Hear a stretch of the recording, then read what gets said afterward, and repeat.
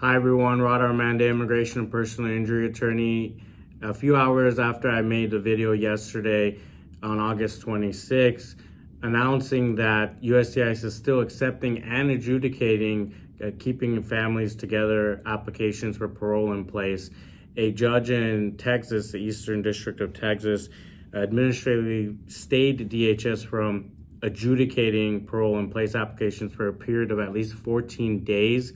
And that period could be extended in the future. So I did want to make an update about that. However, USCIS in response has announced that they're still accepting those applications for parole in place, even though that they are administratively stayed, so they're not able to adjudicate these applications.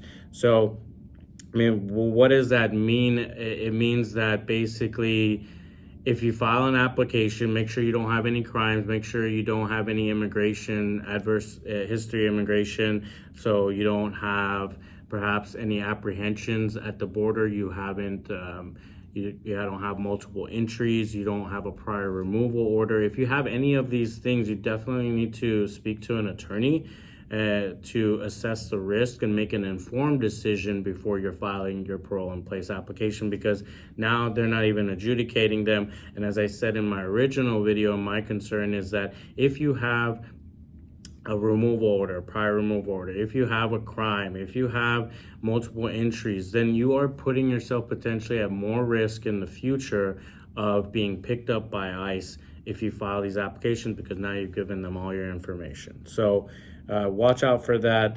And then another thing is, on their website, there's a lot of good information. So check out the frequently asked questions for specific information on specific things that may apply to you. But of course, it's always highly recommended that you contact an attorney and you speak to them to go over the risks before you file for parole in place. But just keep in mind, they're still accepting them. But what's going to happen if they don't adjudicate them, we don't know. So we'll just have to stay tuned to find out about that. We don't know what's going to happen to the fees, because there's probably hundreds of thousands of dollars in fees already paid. We don't know if people are going to get those refunded if they never adjudicate the applications and process them. So just stay tuned for all that.